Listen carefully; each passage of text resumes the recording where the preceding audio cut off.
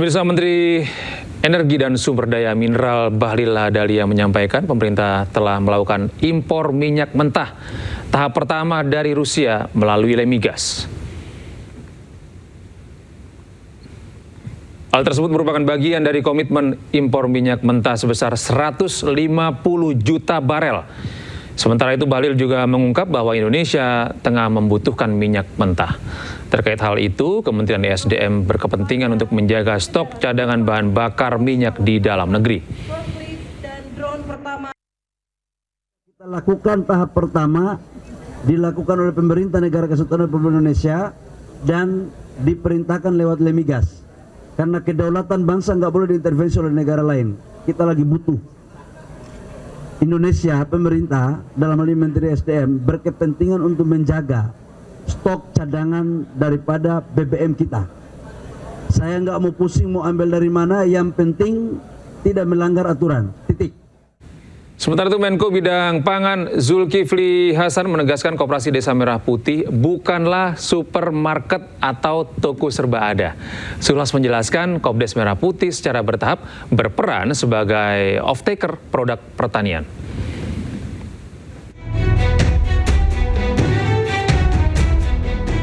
Menteri Koordinator Bidang Pangan Republik Indonesia Zulkifli Hasan menegaskan pembentukan Koperasi Desa Merah Putih sebanyak 35.872 unit akan rampung pada bulan Agustus 2026.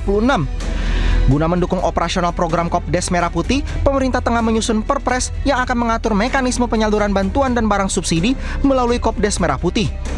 Zulhas pun mengungkapkan Kopdes Merah Putih akan menjadi off-taker berbagai komoditas yang dihasilkan masyarakat sehingga Koperasi Desa Merah Putih bukan seperti tos serba. Jadi jangan dibayangkan Kopdes itu supermarket seperti toko serba ada, bukan. Ya, nanti kalau dia lebih lengkap lagi itu nanti. Tapi sementara dia adalah infrastruktur pemerintah dan juga sebagai off-taker.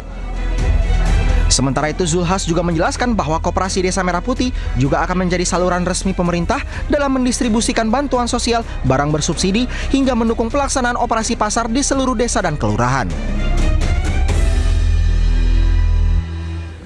Pemirsa, Menteri Keuangan Republik Indonesia Purbaya Yudisadewa mengungkap pemerintah telah menyiapkan anggaran 20 triliun rupiah untuk menopang keberlanjutan program jaminan kesehatan nasional yang dikelola BPJS Kesehatan.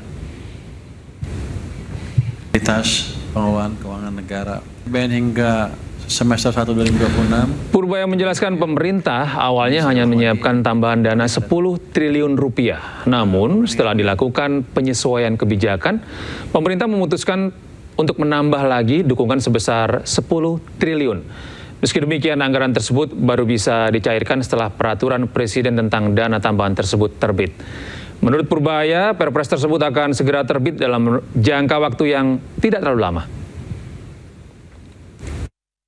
BPJS Kesehatan kita tambah 10 dan aturannya dirubah ya, sehingga yang 10 sudah ada di BPJ di kementeriannya bisa dipakai sehingga totalnya ada tambah 20. Itu sebenarnya sudah diputuskan tahun lalu, cuman karena Perpres yang belum keluar ya. Baru udah keluar sekarang kan? Baru kan? Oh, masih menunggu. Oh. Anggarannya udah ada, masih menunggu Perpres. Begitu Perpres keluar itu langsung bisa dipakai. Harusnya udah nggak lama lagi tuh, karena udah diskusi aja cukup matang. Oke. Beralih ke informasi lain, pemirsa, Sekjen Pradi Bersatu Ade Darmawan mengkritik penempatan posisi duduk Wakil Presiden Gibran Rakabuming Raka yang tidak sejajar dengan Presiden Prabowo Subianto pada sidang Kabinet Senin lalu. Ade menyebut tata letak ini sebagai sesuatu yang tidak pantas dan tak sesuai dengan undang-undang. Sementara Menteri Sekretaris Negara Prasetyo Hadi menyebut perbedaan tata letak kursi hanya persoalan teknis semata.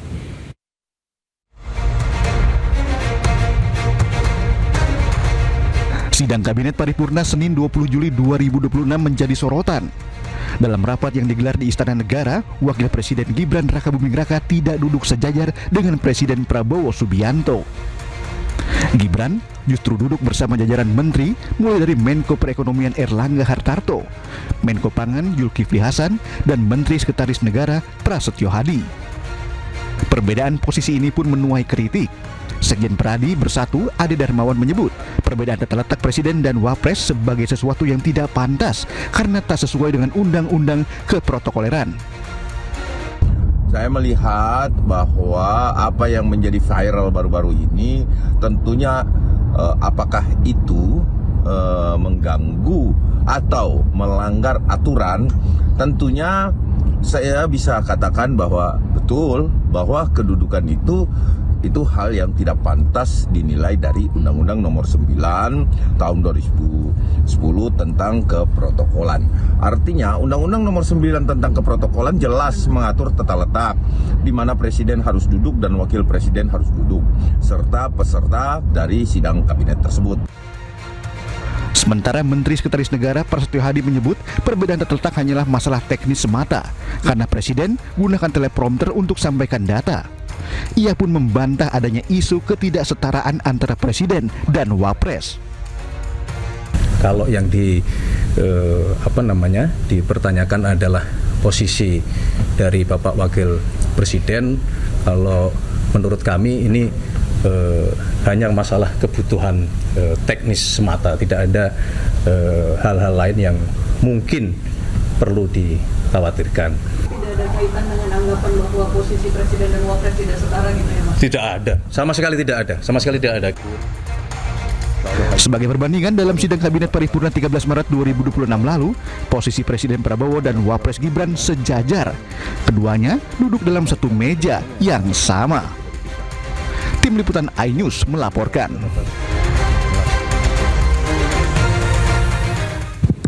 Sementara itu pemirsa, kubu Roy Suryo membantah tudingan yang menyebut pihaknya sengaja mengajukan pra-peradilan berjilid-jilid untuk menunda sidang pokok perkara kasus tudingan ijazah Joko Widodo.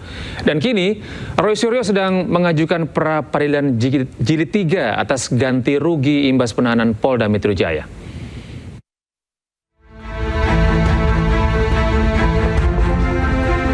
Kuasa hukum Roy Suryo, Refli Harun, menanggapi tuduhan bahwa pihaknya sengaja menunda-nunda pokok perkara kasus tudingan ijazah palsu Presiden ke-7 Joko Widodo. Refli menepis tudingan seusai sidang pra-peradilan ketiga kliennya di Pengadilan Negeri Jakarta Selatan.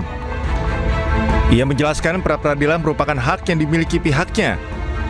Menurutnya ada kebolehan mengajukan pra-peradilan kembali selama poin permohonan berbeda dan tidak mengulangi poin yang sama.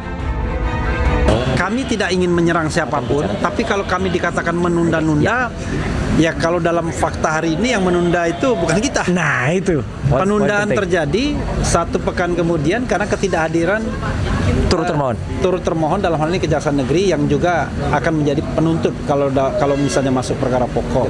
Tapi selama item permohonannya itu berbeda, itu adalah hak. Hak itu bisa kita ambil, bisa tidak. Tidak boleh ada siapapun yang kemudian mengatakan hak itu tidak boleh digunakan dengan prejudice gitu ya.